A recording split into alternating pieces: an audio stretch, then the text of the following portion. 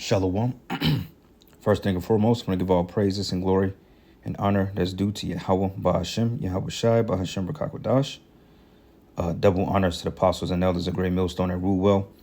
Blessings and salutations to the hopeful elect. Noise in this gospel abroad, lifting up the standard of Yahweh Ba'ashem, Yahweh Shai, wherever it may be. This is another lesson through the Spirit. It says the Christian Post. It says Labor Council seeks to imprison street preachers up to 2 years for causing offense/distress. All right. Now, peep this, right? It says Christians to be criminalized for handing out Bibles, praying for, and laying hands on people. Now, when you think about it, you're like, okay, these are Christians. What's so threatening about that? But the simple fact about it is that this is really a jab at the Israelites, because ever since we've come on the scene and we've been preaching with great boldness, these Christians have been coming up and attempting to do evangelical work, okay, which the job of an evangelist is to go out to the streets and to proclaim the gospel, and to wake up the lost sheep, as they claim that they're doing. But the difference between us and Christians is that they believe everybody can be saved, and we teach that only Israel can be saved because that's what the scriptures say. But notice that they're starting to crack down on the truth, man. Okay, because Labor Council seeks to imprison street preachers up to 2 years for causing offense. And who's known for preaching on the streets? The Israelites. Okay, ever since I remember, the Israelites have went out to the streets. And even prior to me coming into the truth, the apostles and elders have been out there for 20 plus years.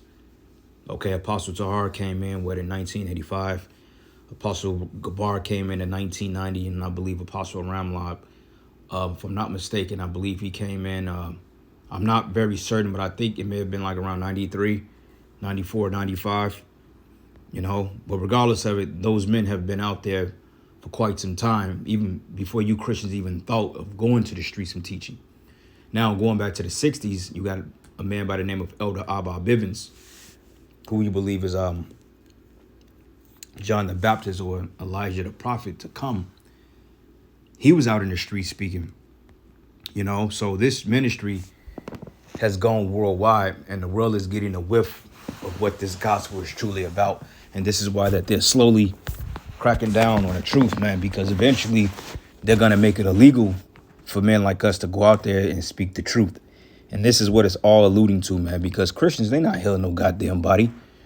Okay, and being an offense. They have what you call a universal message. So how in the hell is people being offended by what they're teaching? But regardless of it, it says here, a Labour Party run council in England, so this takes place in England, has sparked outrage by proposing a sweeping injunction that can imprison Christian street preachers. And you can make that interchangeable with Hebrew Israelites, because if they're arresting Christians for speaking on the streets, how much more are they talking about the Israelites? Okay, the prophets, the men of the Lord. Because all in all, the goal is to outlaw the Bible. Because the New World Order, there's not going to be any room or any tolerance for the Bible at all. And this is why they're cracking down on what they would consider HATE speech. And they have what they call censoring, which censoring is at an all-time high. I posted a video of AI of a rock group, because AI now is its own interface. It's writing its own algorithms, all types of shit. So I posted a video on Apostle Gabar's video to show him that AI is indeed it's a demon, and it was of a song of a group that came out in the 90s, but the AI wrote a 60 edition version of it, and I put it on his comment board, and they literally took down the video and they gave me a warning talking about cyberbullying. But I'm like, how the fuck is that cyberbullying when I just put a video on his page and I was like, check this out, and I'm noticing that they're doing that on all these platforms. Like I was on TikTok and I just put in the word nigga, and then they basically gave me a warning. Like, well, if you say that again, we're going to shut your page down. But wait, what? Since when are we penalized for saying nigga? It ain't like I mentioned a small head or anything like that, which they usually trip about. But I put the word nigga. Even on platforms like IG and shit, you can write certain things and they'll take your comment down depending on who it is. You know, if it's anybody that they consider the truth speaker or anybody that's in the faith, they will literally block your comments and they will take it down or give you a strike.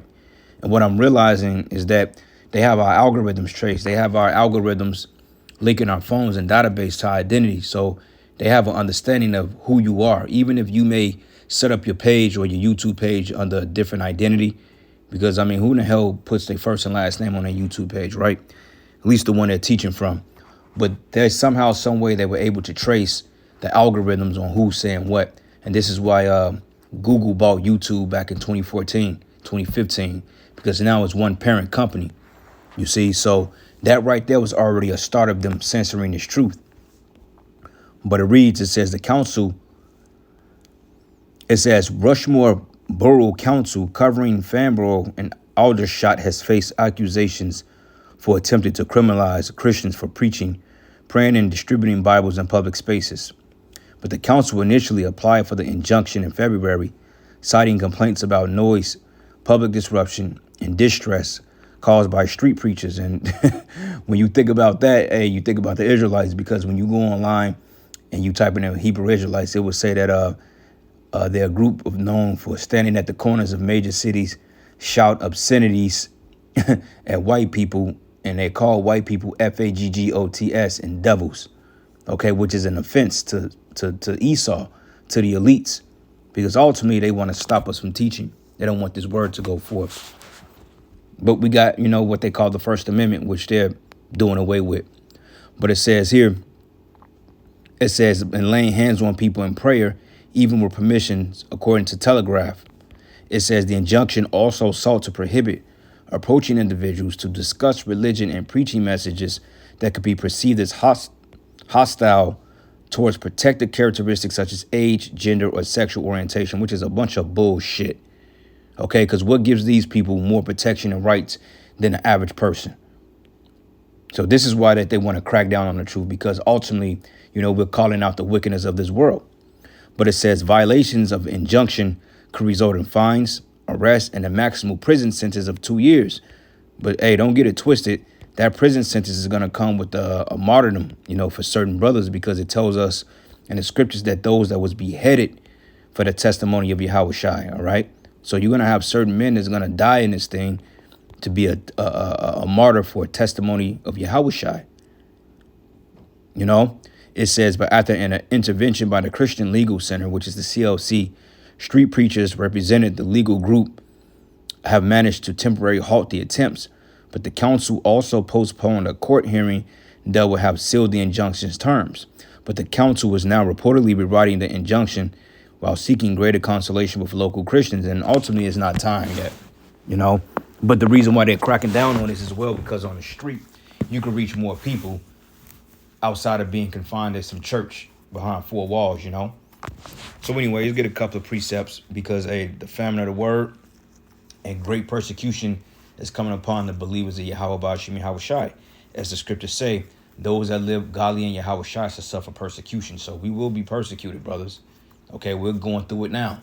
All right, but it's going to intensify as this kingdom comes to a halt and a close. Shit is getting ready to turn up, man. So hey, you got to get your minds and your spirits prepared for the amount of slander and accusation they're getting ready to throw at the ministry. You know, counting the cost. You see? So this is the book of Acts 4, and I'm going to start at verses, matter of fact,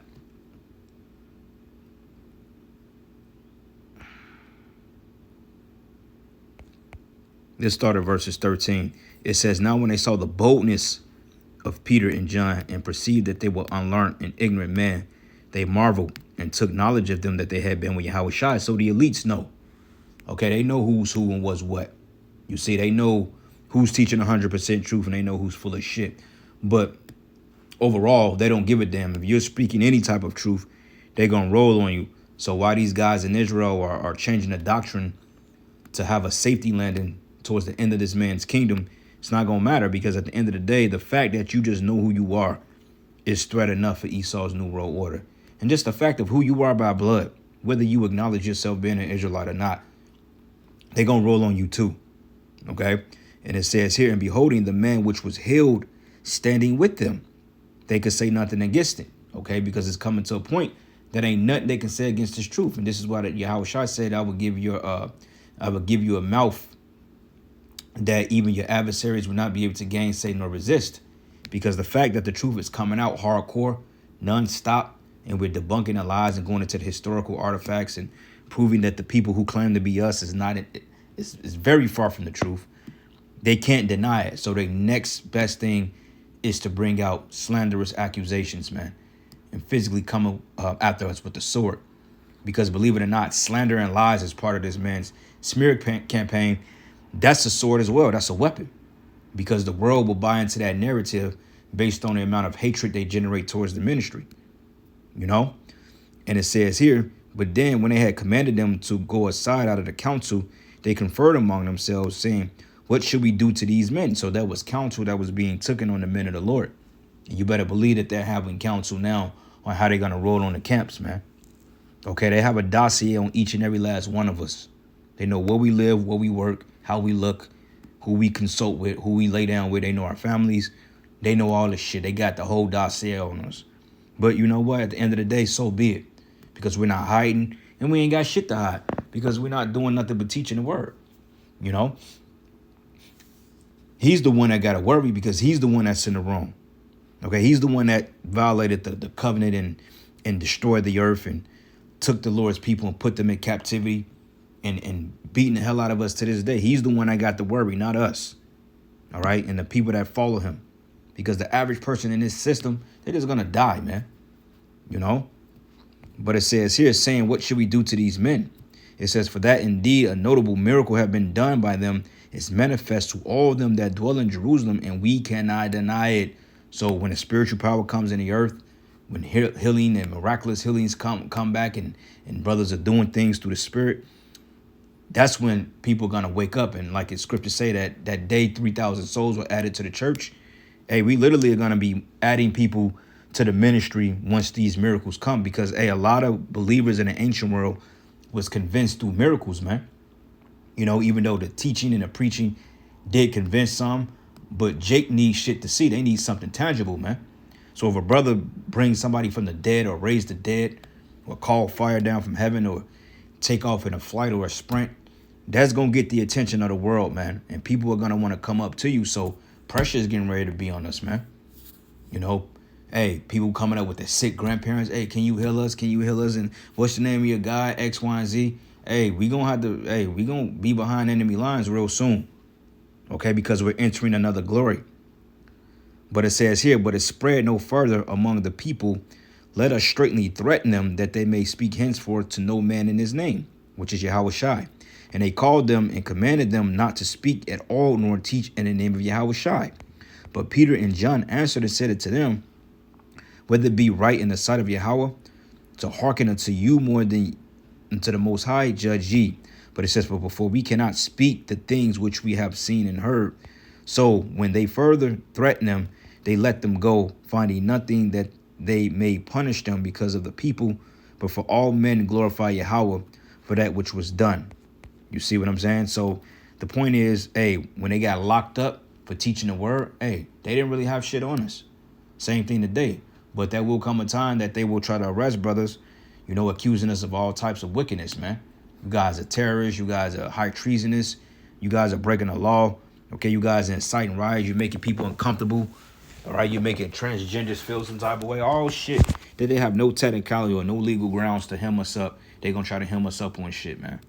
Even if they have to use deep fakes or AI to conjure up some wickedness that we're doing or that they're accusing us of, this is what Esau is going to do because he's the devil, you know? So going back to the article, it reads, the council is now reporting and rewriting of the injunction while seeking greater consolation with local Christians, which the Christians, they're not doing the work of the Heavenly Father.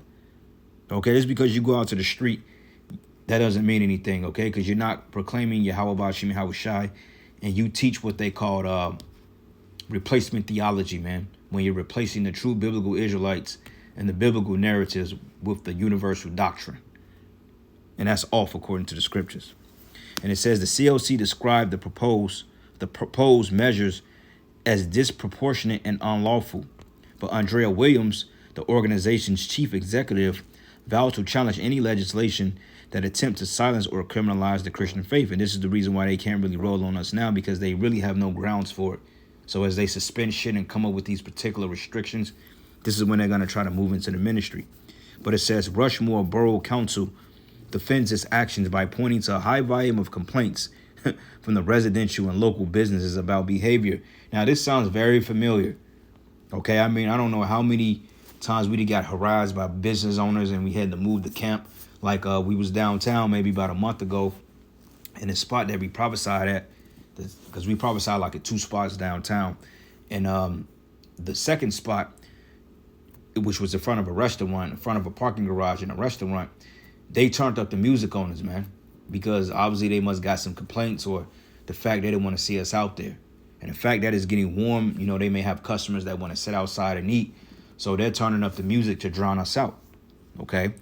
And that goes here until complaints about local business from the behavior of street preachers. And they're really talking about the Israelites, but they're not saying it. All right. But it says common grievances, including the use of PA systems, loud amplification, and messages that some found offensive or upsetting. And you better believe that's not talking about the Christian religion. That's definitely talking about the Israelites, but they're not going to put it in here because they got to do shit subtle. Okay. Matter of fact, let's go from here to the book of Daniel. Because this dude is a snurp. He's a serpent. He's subtly putting things into law, into legislation to come up against us, man. It's through craft. All right. This is the book of Daniel 8:25. Now this goes into Antiochus, right, during the time of the Greeks. But it says here, and through his policy, he shall also cause craft to prosper in his hand. So, you know, he's pushing certain legislation, but he's hiding under what his true intent is. You know, like now they got this policy that they're conjuring up. They're going to make it illegal to speak out against the small hats, man. So they're yelling this anti-S shit to control narratives, man, which is full of loaded statements. And it says, and by peace shall he destroy many, and he should stand up against the prince of princes, but he should be broken without remedy, or without hand, because it's going to come to no avail. All right, at the end of the day, Esau, you're not going to win. Okay, you're not going to overcome the ministry. You're not going to be able to stop all the men of the Lord, no matter what you do to some of us. At the end of the day, the Lord said that his word will go out until what he purposed. All right, and that the words of the Lord endure forever. So you fucked it the way it go. You can put a damper on us. You can try to snatch us up or lock us up or, you know, silence us. But you ain't going to be able to silence this truth. And that's what you're afraid of. But it says in one instance, a member of the public claimed that Christian preaching created a non-inclusive environment. Non-inclusive meaning that it was closed off, you know, and that sounds familiar because our environment is non-inclusive because it's not to everybody. Okay, our message is to the Israelites and first and foremost the elect, because we don't even deal with majority of our people because the 2/3, it ain't for the 2/3, you know. But it says another complained that hearing religious messages have ruined their day. And this is the time, the most time in history that great apostasy, all right, the disbelief of a higher power is at an all-time high. Like if you do a survey on about how many people believe in God, it probably will be less than 50% because this world is full of anti-Hamashiachs, man. Okay, nobody really believes in the Bible no more. Okay, nobody goes to church, which church is a waste of time any fucking way. But nobody really believes in a higher power because you have this whole image of self. You know, me, I'm a God. You're your own idol. And that's in the scriptures when it said people should be lovers of themselves, traitors and high-minded, haughty. Okay, more of lovers of pleasure than more than lovers of the Most High. This is the world we're living in. And on top of that, this AI shit, which is giving people a extra sense of pride because now you go online, people are making AI action figures of themselves, man. Okay? They got they got the hood bitch, the bad bitch. Hell, you got Israelites with AI version generated action figures. You got an action figure of that nigga Nate, you know? And hey, he's proud enough and bold enough to actually sell that shit in the store, man. And you simple ass niggas in that congregation, you will buy that shit because Nate is a fucking god to you guys, man. But it says, however, preachers and their supporters argue that the council's proposed action unfairly target Christian evangelisms, which fuck them Christians, man. They ain't doing the work. But it says they contend that the preaching of the gospel, a practice deeply rooted in British history, is inherently challenging to non-believers and could sometimes provoke strong reactions, but this does not constitute a criminal offense. And we always say here, man, that we're not out there to incite riots, but hey, people will get offended. You know, and this is why we got to the conclusion that, look, we ain't got to argue with nobody. The world is just going to do itself. Okay, you ain't got to call nobody a bitch or a hoe or none of that other shit, you know, even though it do get rowdy sometimes, you know, when you get in the spirit and you know, motherfucker vex in the spirit and you cuss their ass out. I mean, you know, shit, hey, that's my spirit of you coming up against the ministry. I rebuke the shit out you, man, and don't give a shit. You know, but ultimately, you know, we could just teach the word and people will get offended anyway. Because this is the type of society we live in, man. You know? Let's get another precept here. Isaiah, 29 and 31. I believe. No. 21 and, 21 and 29. No. Wait, is it? They make a man an offender for a word. That is... Damn. That's crazy. I always bring this precept out. Damn. That's crazy. I forgot it. That offender. Isaiah, is it Isaiah 29:21? Yeah, Isaiah 29:21. There we go. And it reads here, "For the terrible one is brought to naught, and the scorn is consumed, and all that watch for iniquity are cut off." Because eventually, all you wicked evildoers will be cut off in that day. That make a man an offender for a word, man. Okay, because you make what we say an offense. Like, how the hell is we disagreeing or correcting something that the Jew said using, you know, their loaded statements and their deflection tactics as they so greatly use all the time? How the hell, if we say, well, we're the Israelites, how the fuck is that anti-S when we're claiming to be these people, which is proving that we're these people? Oh, if you say, well, the such and such didn't take care, oh my God, you're anti-S. Now, if you come up, you ask me for $1, and I say, no, is that anti-S too, motherfucker? You gonna call the ADL on me because I ain't give your bomb ass $1.50, man, for fucking, for whatever the hell you want it for? See, they'll do shit like that. They'll take it to court because you denied them $5, and you'll get hit with a fucking hate crime based on the bullshit that them niggas talk, man. And this is why the Most High is gonna fuck you crackers up, man. All right, especially you small hats, you Amalekites, you're the worst. Okay, your own people don't even like you. You're scum, man. And when you challenge their jurisdiction and you challenge their lies, then all of a sudden they want to label you a fucking terrorist when you the goddamn terrorist, man. Bunch of damn hypocrites. And it says they make a man an offender for a word and lay a snare for him that reproveth and negate and turn aside the just thing for a thing of naught. And they make what we do an offense, man. Okay, we go out to the streets. People honk their horn, they stick up middle finger. Sometimes they throw shit at brothers. You know, sometimes they come up and attack brothers, man. And they find out the hard way real quick. You know, antagonizing the spirit. Hey, it happens. All right? Well, last precept and I end it because, hey, they getting ready to roll. This thing is getting ready to shut down, man. And I was telling the brothers this weekend, I'm like, the ministry is it's toning down. You know, it's a time where out there is dwindling down. We used to be out there 3-4 hours. You know, now on average, when it gets warm, we out there about 2 hours. You know, usually about 2 hour camp, you know, get the point across and keep it pushing. Wintertime, we be out there about 1.5 hours, you know, just to balance and compensate for weather's sake. You know, and we do what we got to do and get the job done. But anyway, Revelation 2, and I'm going to start at verses 10. It says, "Fear none of those things which thou shalt suffer." It says, "Behold, the devil shall cast some of you into prison, that ye may be tried, and ye shall have tribulation 10 days. Right. Some brothers are going to get locked up for this thing. It says, "Be thou faithful unto death, and I will give thee a crown of life." Okay, so yeah, this thing could come with a very well death sentence. And we tell brothers that all the time. So don't get surprised when things start to look, you know, kind of strange and, you know, your ass is being indicated in accusations, man. Don't get afraid. Just understand what you're part of, man. You're counting the costs. You see? Now, going here, but Peter and John answered them and said unto them, "Whether it be right in the sight of Yahweh to hearken unto you more than unto Yahweh, judge ye." But it says, "Before we cannot speak the things which we have seen and heard." But so they had further threatened them. They let them go, finding nothing how they may punish them because of the people. For all men glorify Yahweh for that which was done. For the man was above 42 years old, on whom this miracle of healing was showed. So miracles, man, that offended the wicked leadership at that time. The high priests, the wicked scribes, the Pharisees, the chief priests, you know. And it says here, and being let go, they went to their own company and reported all that the chief priests and elders had said unto them.